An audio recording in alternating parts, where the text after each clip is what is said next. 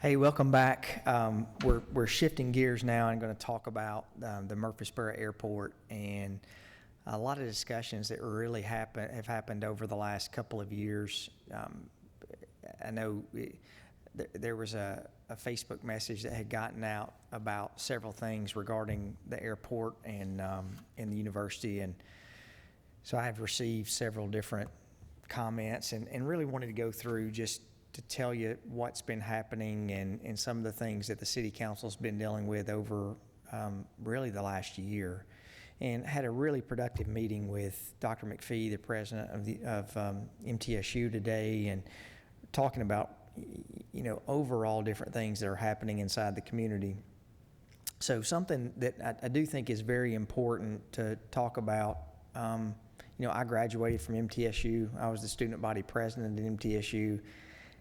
It's hard to find someone who loves the university or someone I was talking about this with my wife yesterday when we were walking, that I'm a first generation graduate from college, and I think that is something with our university here in town that I would probably challenge any university in the state of Tennessee of how many first-generation college students graduate from our university, and really the life-changing event that is, not just for that individual, but really for a family. I can tell you, if it weren't for MTSU, I definitely wouldn't be sitting here today, and can't say that I would be enjoying the life, or my family would be enjoying the life that we have because of the university. So I don't want to make this as an MTSU versus the city of Murfreesboro, but I think it's important to understand how we have gotten to where we are, and really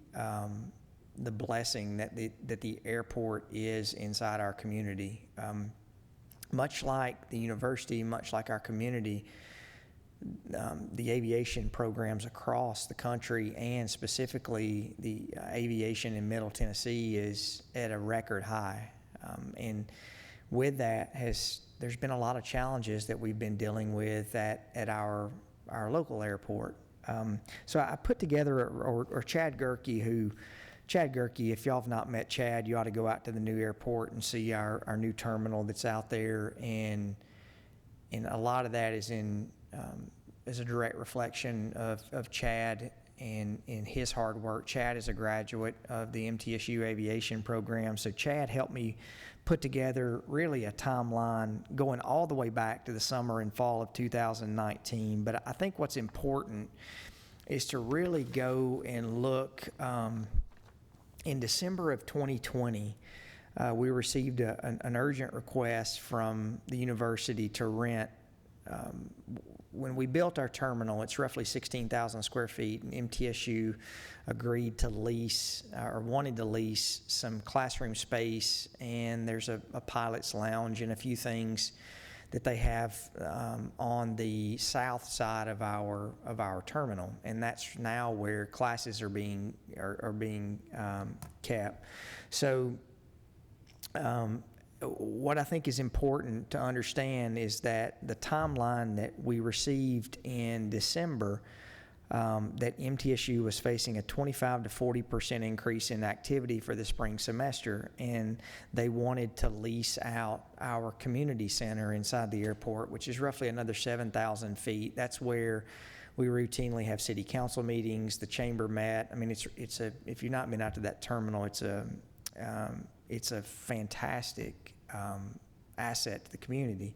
So our director of the airport responded back, and based on that growth had asked several different questions about, okay, not just looking at lease space or temporary space, how about these different questions? And so Chad sent that, and those were questions, and I think he turned it this way: these are questions that the airport commission and the city council would ask before we would even consider leasing that. And ultimately it came back, and we just really decided that that terminal was predominantly funded by taxpayer dollars, and it wouldn't make sense to lease the entire terminal out to the university. So we went through and There were already 2 mobile classrooms that were on the campus that when the leases or the ground leases were signed on those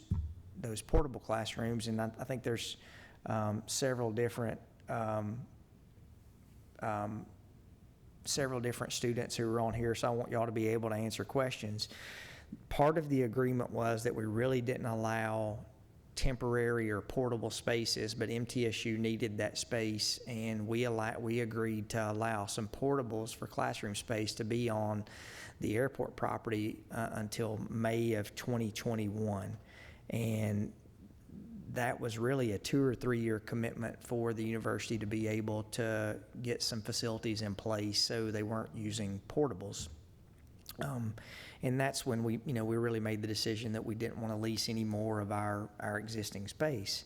So fast forward, the city worked with the Tennessee Aeronautics Division, this is in January, and with the consultant Atkins of North America on the design of a construction and apron taxiway. This included a construction schedule, and so we went through this whole ordeal of upgrading that taxiway. But one of the big sticking points was the university, and with the director who was there, wanted all the work to be done at night. And for those of us who were in construction, right at that point, the university was operating from 6 in the morning till midnight, so 18 hours a day, and there was suggested to be a 6-hour window that would be in that time frame to handle the construction. Well, you can only imagine how much it would cost extra to be able to only work at night. And really, by the time you figure you start at midnight, it takes an hour to set up, you figure an hour to tear down and get everything blocked off from the airplanes, you're only working 4 hours a day. So that was a tough discussion. So we met in February of 2021. The assistant city manager, our airport manager, met with the dean, the chair, and their flight people to discuss expansion plans, increased aircraft operations, and increased pilot and neighbor complaints. And so they really went through that whole process to try to get an idea of what the goal was based upon MTSU had worked on a master plan at the city's request in 2020, a master plan, more of a facilities plan that was really showing where they could grow. And then the pilot program was estimating a 6.2% growth. So really where this came into play, in fall of 2017, there were 408 students, professional pilot students. And I don't know if y'all have the slide up there, Steve, that you guys could show, but and I may not have given you this slide, but fast forward, in fall of 2017, there were 408 students. 2018, there were 504 students. 2019, 723 students, and in fall of 2020, there were 886. We were working off the assumption that there would be a 6.2% growth pattern, so you can see the numbers below that were 413, 438, 465, and 493 as opposed to the 886. So we're really talking about a 123% increase from fall of 2018 to fall of 2020. So really what started that next discussion was there being a significant capacity issue at the airport. And I want to be very upfront to say at no time do I think that MTSU or anyone at the city, I think MTSU has one of the top-notch flight programs in our country, and so I don't want to insinuate at any point. Dr. McPhee and his team have built a phenomenal program, and that's one of the reasons we're having this discussion, because the program has really grown past the capacity of a 4,750-foot runway that is landlocked, and we just have one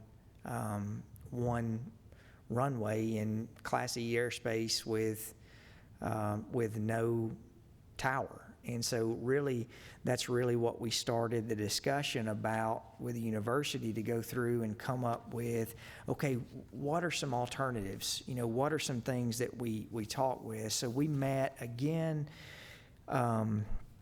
again in February to come up with maybe some suggestions. And I always try to be honest with everyone. I think Dr. McPhee would agree. This was not a great meeting when we met. It was not a meeting that we all hugged and felt good about the meeting. It was more of a meeting that we just said, look, here are some things that we had researched other programs. We had researched other airports. We had made some suggestions about the level of activity that maybe we could spread that activity to other airports around our area, like Shelbyville, Tullahoma, Winchester, Upper DeKalb, Upper Cumberland, Gallatin, some other dispatch, to where instead of having 16 planes or 20 planes up all at one time and they're all around Murfreesboro, maybe we could dispatch those out. We even said that we were okay with setting up accounts at those other airports, to where when you're training at those airports, we would rather you buy fuel at those airports and help support those other airports, as opposed to just using the airports for touch and goes. And that was really some of the things that we were suggesting, is to, okay, how can we work to make the airspace around Murfreesboro and the congestion around Murfreesboro, how do we fix that?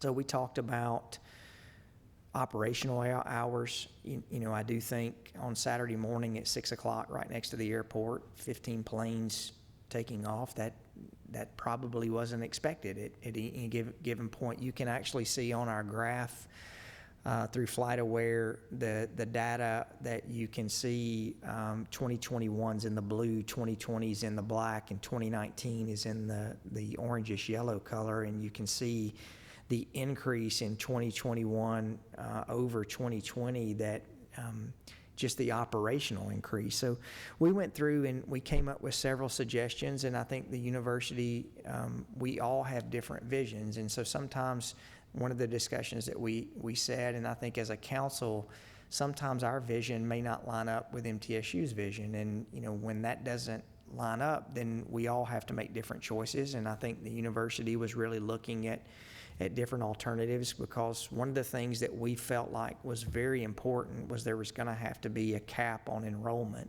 at the airport, because we just couldn't handle the discussion of more planes, getting the student count up to 12 or 1,300 students. We just, looking at that operationally, just said, it's going to be tough to handle that. So we went through, and the city council, in conjunction with MTSU, we installed a new program called VerTower to assist with gathering aircraft operation counts and data.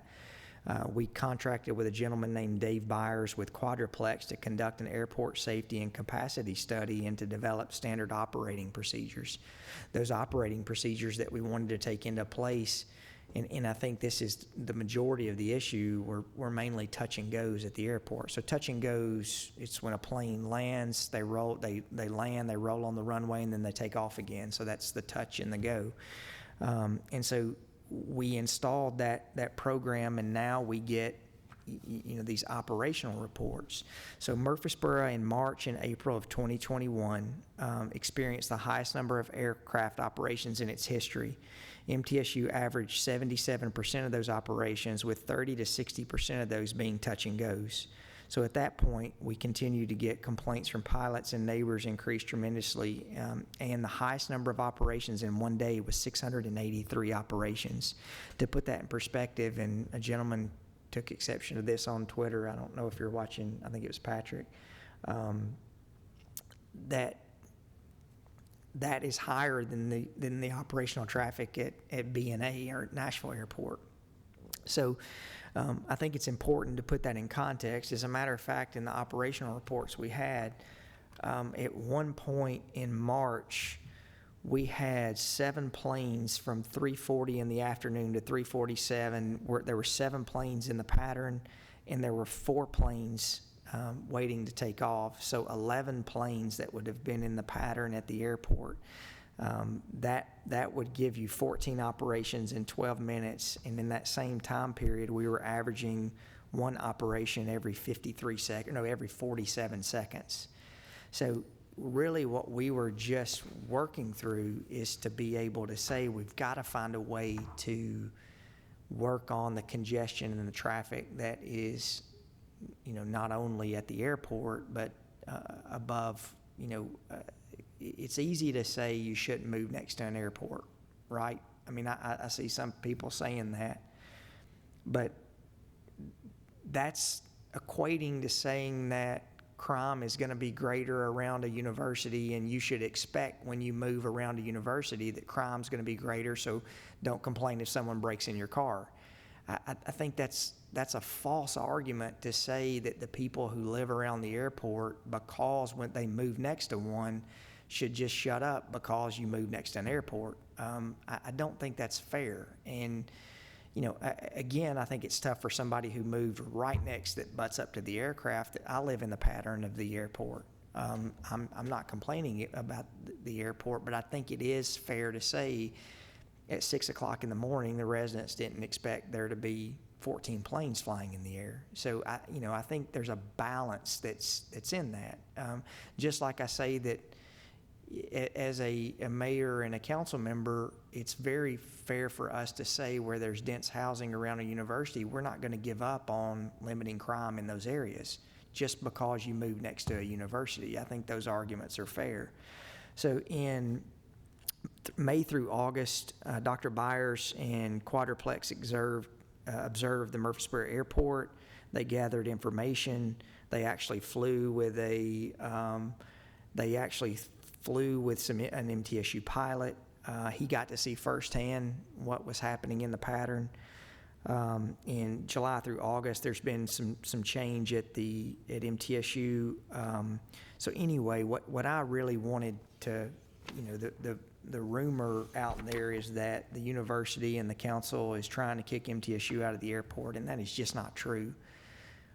What the university and the city have been in the conversation to say is that, in Southern terms, we've got a 5-pound sack in the airport, and we can't put 10 pounds of flour in a 5-pound sack because it's a general aviation airport. And we can't have, even through our grant assurances with the FAA, with TDOT, we can't have one user that dominates the traffic in the airport. And so I think we all agree on that. And the conversations that we've been having is, MTSU on how they handled their growth, much like, the nursing program is having exponential growth at the nursing program, and MTSU has one of the finest nursing programs in the state, but there's a limit on what you can do with the nursing program to be able to safely provide lab practicum to be able to do that. And so it's the same thing at the airport. So all of those pilots who are on there, this is not about sound. This is not about trying to hurt MTSU. What this is just about is how much that we can handle at our airport. And Nashville, our staff, they were in a meeting last week, and Nashville's getting ready to expand their Class C airspace actually over Smyrna and John Tune. So not only will you have Class C and Class D airspace, that will actually get over close to Murfreesboro, which now is going to change the ball game on how airspace is handled in our uncontrolled area. So there's a lot of things that are happening.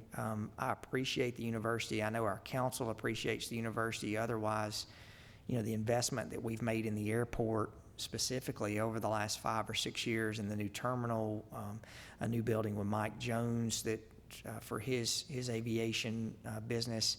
I mean, we realize the asset is to the asset the airport is to our community, but at the same time, there's got to be a middle ground and some reasonable measures and operations. We're thankful for Murfreesboro Aviation and Jim Garner. Jim is a lot of the protocol that we want him to put in place regarding touch and goes. Jim has jumped on board and said, absolutely, we're not going to do touch and goes at the airport unless it's for a student who's doing their solo. So, I mean, there's a lot of things and a lot of great things that are happening at the airport. So, let's look at some of the questions, and if y'all have some, I want to be able to answer those. Let me start back here from the top.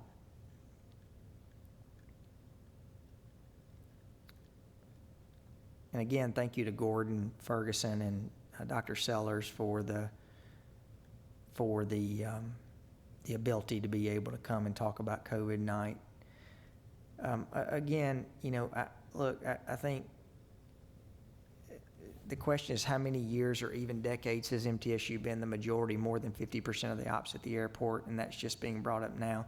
No, I mean, I think that's Will who had that question. Will, in 2013, there were 319 professional pilot students, 338 in 2014, 348 in 2015, 389 in 2016. So what you were seeing is about 30 students per year that it was growing, and then it went in 2018 from 504 to 723, and from 2019 from 723 to 886. So, Will, I don't think the issue is really saying operationally MTSU being 50, 60, 70%. I think really the question is, as the aviation industry has grown, not only just in Murfreesboro, but in the mid-state, we're on a waiting list for people who want to have planes tied down inside our airport. We're on a waiting list for people who want to hangar their planes at the airport. And, predominantly this airport is funded by taxpayer dollars, insufficient on fuel sales. So MTSU, I want to say the number on fuel sales is not a huge number, but it is something that we appreciate when the university. But we have an obligation not just to MTSU as one tenant. We've got an obligation to all of our tenants at the airport, and we have a lot of people who are there who hangar their planes there. So let's see.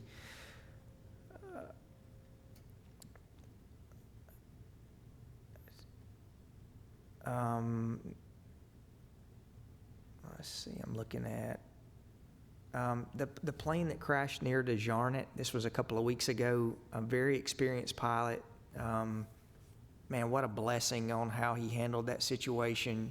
Just a phenomenal, not only a good guy, but did a great job. I don't know the exact cause yet, but it could have been much worse. So what is the student cap that will be allowed for the program at MBT? Is this city wanting to move current operations out or just future growth? That's up to the university. The university has to make that decision on, what we have made that suggestion about, how cool would it be to locate planes all out the mid-state for training days, and branding MTSU. But I think that's beyond my decision. That'll be up to the university.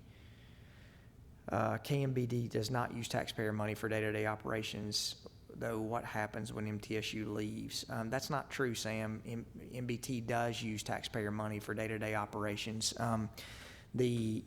The sales tax, and Chad, I know you're watching this, so you can text me if I miss this, but the sales, typically general aviation airports were being funded not only through the FAA, but the Tennessee Department of Transportation through sales tax on fuel.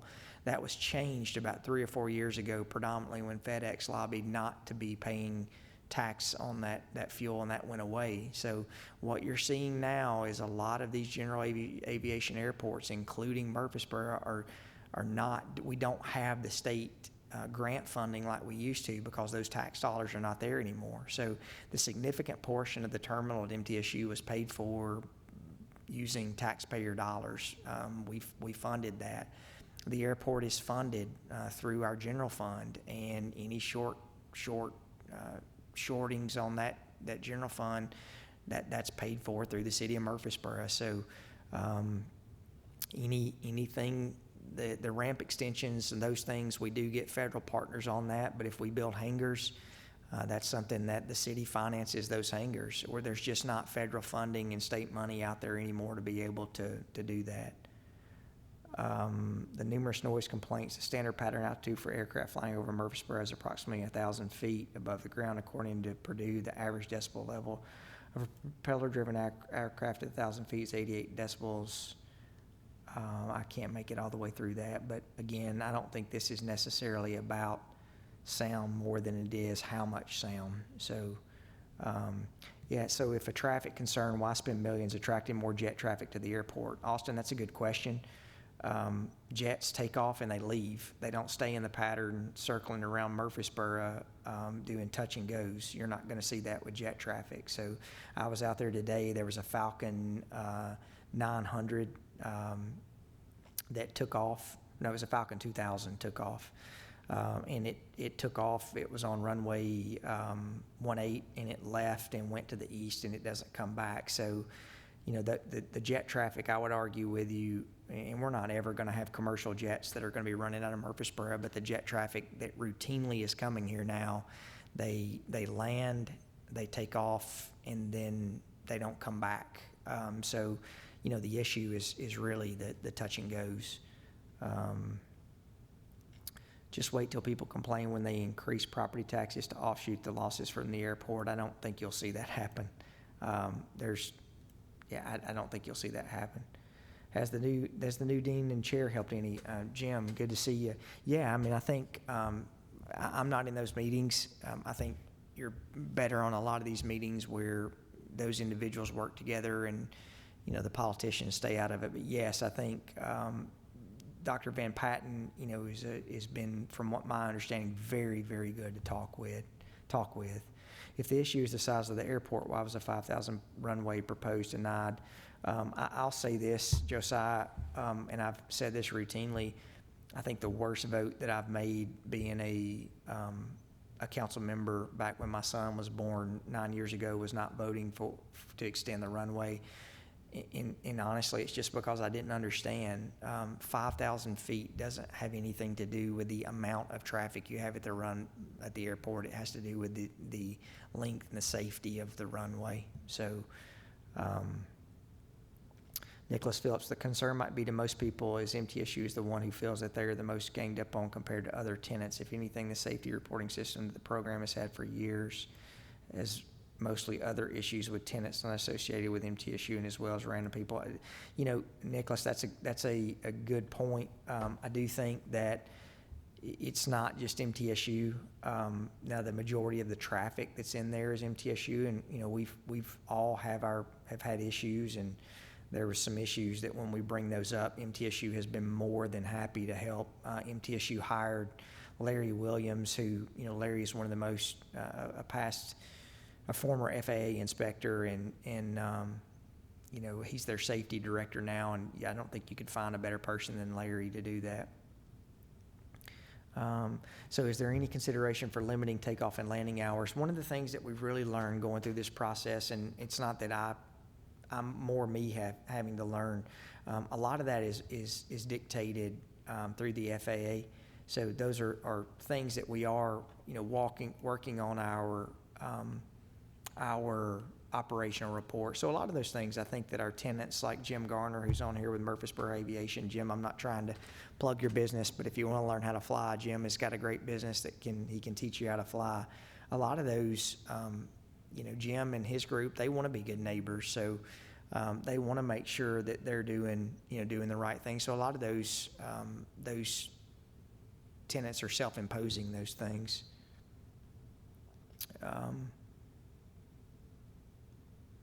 Yeah, I mean, Mark, I understand what you're saying. Jet traffic shakes my windows, but again, what I was just saying is that jet traffic shaking your windows may happen for 5 or 10 seconds, but it's not necessarily the planes that are circling around the pattern. Let's settle this for once and for all. Each side selects a representative, and they have a bro down.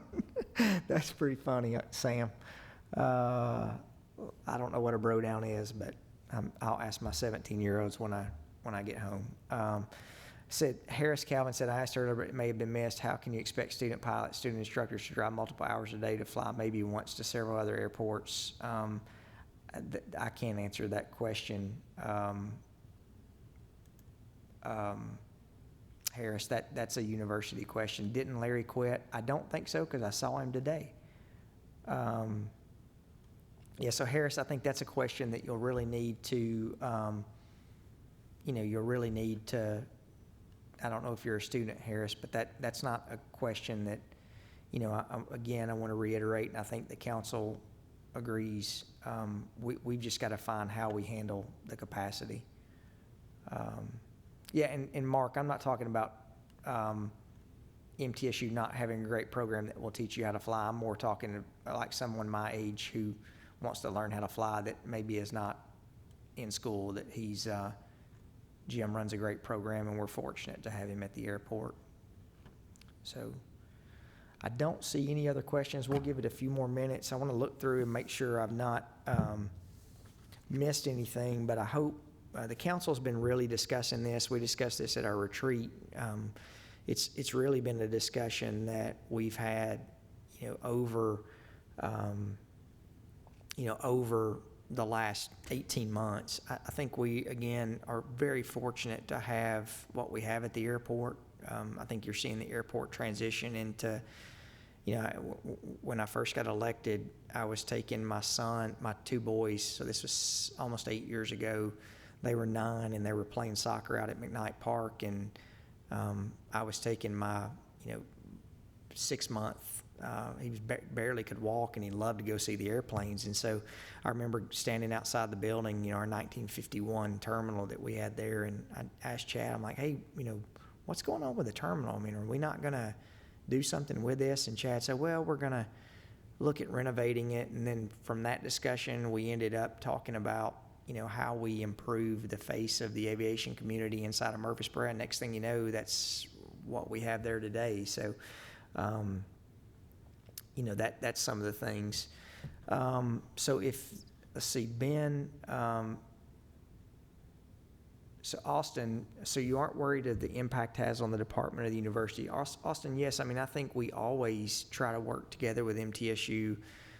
It's a little different, though, because, I think we don't have any control with what the decisions that the university makes on campus. And I'll give an example. The university is at 24 or 2,600 student units on campus for people living there.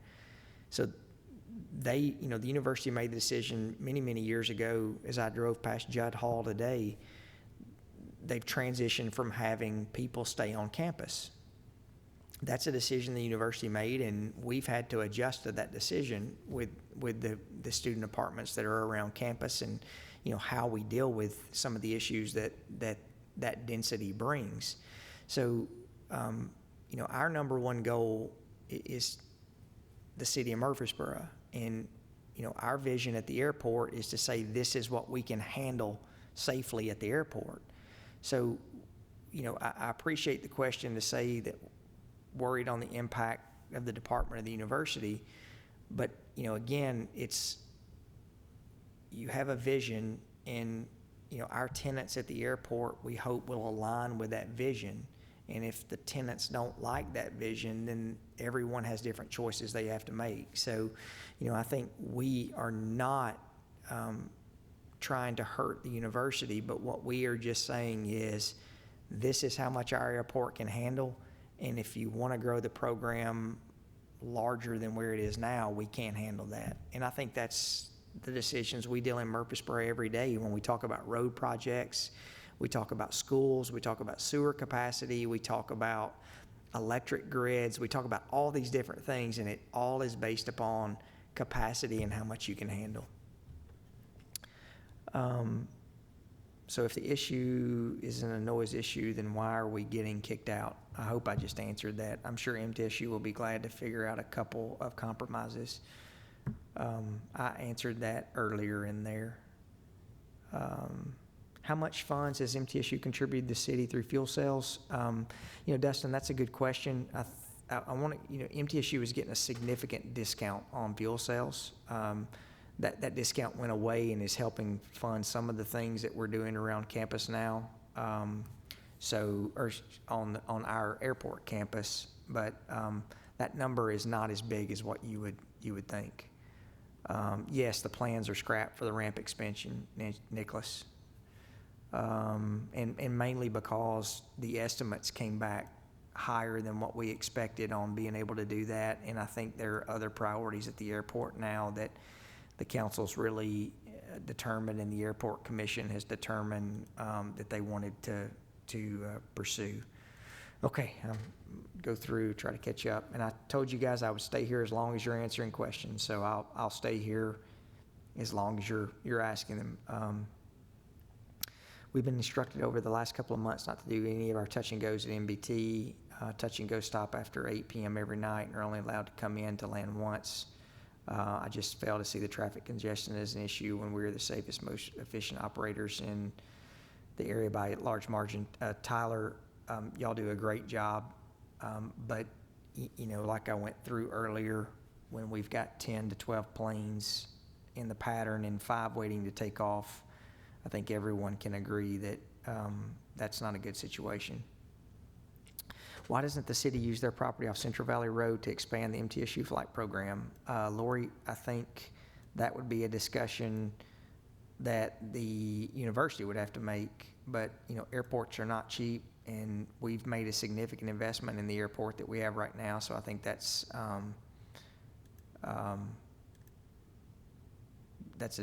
a decision that the airport needed to make. Drew had a good question earlier. City wanting to move current ops or just prevent growth from current ops at MBT? Will, that question I think I answered earlier, but our discussion as we went into this was not ever to say MTSU, we're kicking you out. Our discussion was to basically say we can't handle the anticipated ops, and there was a master plan that was done, and some of that I think we really should have addressed back then. But, we are not telling the university that they've got to move. I think that's a decision the university has to make on what they really want to see their program become and turn into. Not only Phil, but the sheer amount of students that have been attracted to the aerospace program, almost all of them are from out of town and they had other options. They picked us for a reason, and now future students may go elsewhere if we get kicked out of MBT. Carly, I appreciate that. And I understand that. I think as an elected official, not only do we have an obligation to, the university and also to the students who are here, but we've got an obligation to our residents and the people who are in our community. And I think the different thing is, and Carly, I know as good of a program as we have at MTSU, and this is something that we have to consider. A lot of the students at MTSU, when they graduate, they don't typically stay in Murfreesboro because there's not a lot of aviation jobs that are in the area, and hopefully that'll change at some point. When a nursing student graduates, they can stay in the mid-state. And so I think, that's something, and Dr. McPhee and I talked about this today, is we want to continue to partner with the university to find jobs that we can help fill here in our community. So again, not getting kicked out. Has the building of an air traffic control tower to help accommodate? Yes, it has been. That was one of the things that a gentleman who worked at MTSU that's no longer there, we went building an ATC, or an air traffic control tower.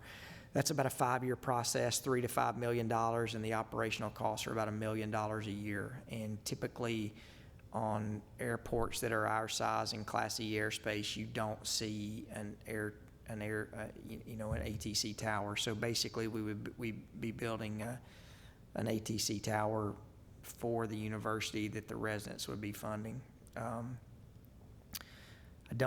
Carly, don't disagree with the location of the airport being close.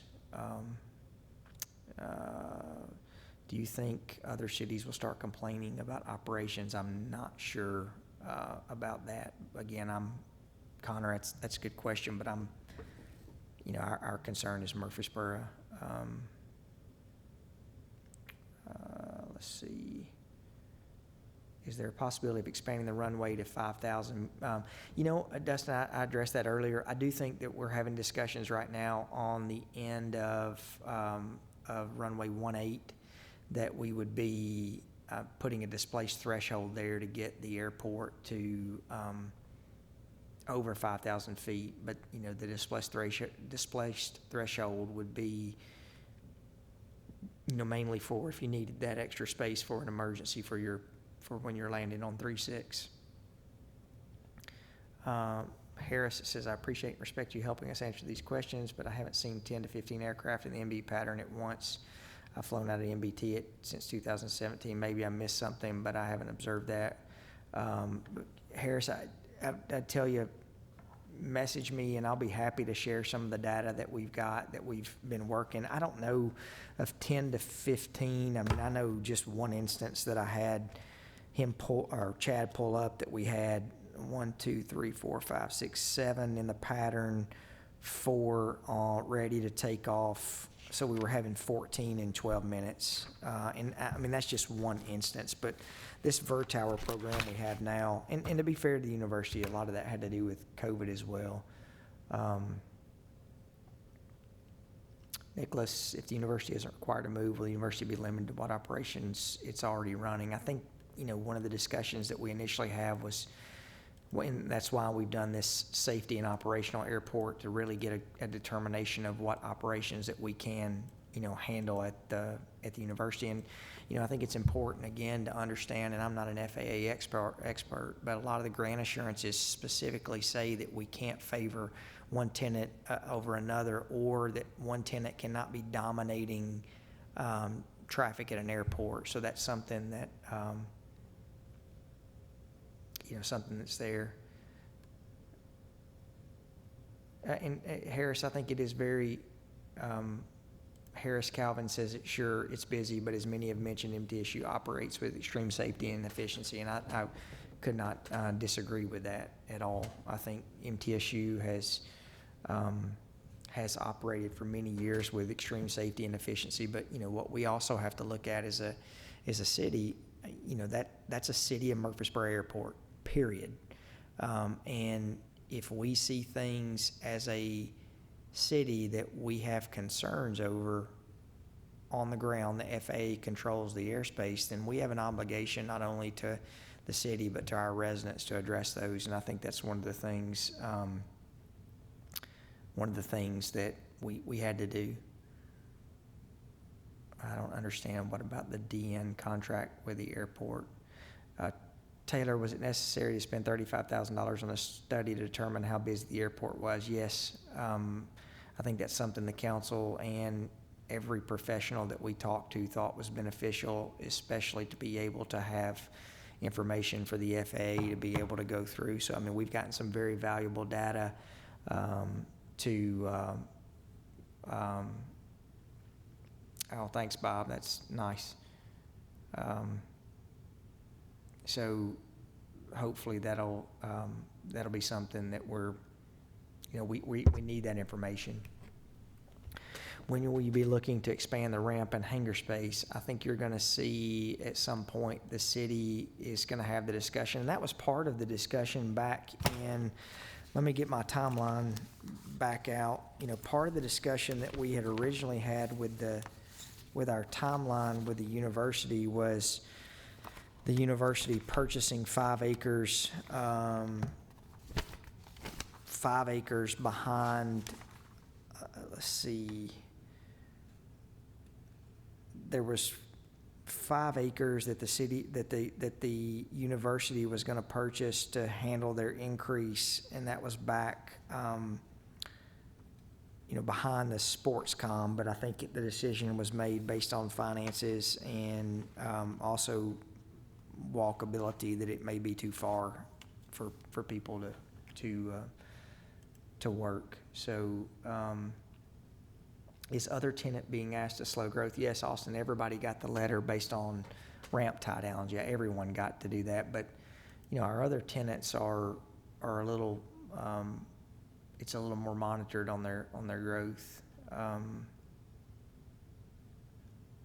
Let's see. Amy, thank you for the kind words. And I hope y'all understand this is the situation that we've been in over really the last 16 to 18 months is, Dr. McPhee and the city council, we've all worked together on a lot of different issues and all good things. So, the things that we're talking about are all issues that are related to growth and how we work through that. And, as the airport has grown and the city's invested in that airport, and we've made the decision that we felt like that's a vital part of, an economic engine in the community. We want MTSU and hope MTSU continues to be a part of that. Part of the discussion was the MP program that the university has was something that, there's not a cap on being able to grow that because you can handle those things, but just a sheer cap on how many pro pilots that we can handle. Let's see, Tyler, I get the feeling that mainly the people complaining about it are not anti-MTSU, but they are anti-airport in general. What will be done to minimize operations as the complaints continue to roll in? Tyler, I mean, I'll tell you, we do get quite a few complaints, but there was a comment that someone gave me the link to the MTSU Aviation alumni page and asked me to read a few comments. I can't speak for other council members. I think that everyone agrees that the airport is extremely vital to our community. I understand what it's like to live around the airport because I live in the pattern of the airport. I'm about a mile and a half away from the airport. So, I fly. It doesn't bother me, but I think really, so one, I want to say the airport's not going away. We wouldn't have invested what we invested into the terminal, to what we're doing with the ramp, the fuel farm, with what we're doing with, TDK and Vanderbilt Life Flight, with the land that we've purchased around the airport. So, but I do think it's just common sense when you look at Embry-Riddle, you look at all of these other flight programs, and you look at Murfreesboro, even comparing that to Shelbyville, to Tullahoma, to Winchester, to Upper Cumberland, we are 100% surrounded by residential areas. And, so I think we have to take that into accommodation with the airport, that we just can't say, hey, someone who lives 2.5-3 miles away in a new subdivision, hey, suck it up, don't complain about the airport, it was here first. I think that argument coming from a lot of people, my guess, a lot of people who are commenting on here are not originally from Murfreesboro, just like I'm not. So, I don't think it's fair for the person who's lived here for 60 years to say to someone who moved here, hey, I was here first, so suck it up, I don't care what you think. And I think that's what the council has made the commitment, and we've had a long history way before I was ever mayor, and the council who's here, that we always try to do what's best for Murfreesboro, and that's really what we're trying to do, and trying to accommodate that with the university. All right, so I'm going to give it a couple more minutes. And Alice, thank you. It is a beautiful terminal for a very impressive for a small town. We're very proud of the airport, and very proud of our university. Austin, again, so if people live next to an interstate, are they allowed to complain to reduce traffic as increases? That's, Austin, I appreciate what you're saying and some of the comments, but that's apples and oranges. That's just not the same when you're comparing those things, and I think you know that too. All right, we'll give it one more minute.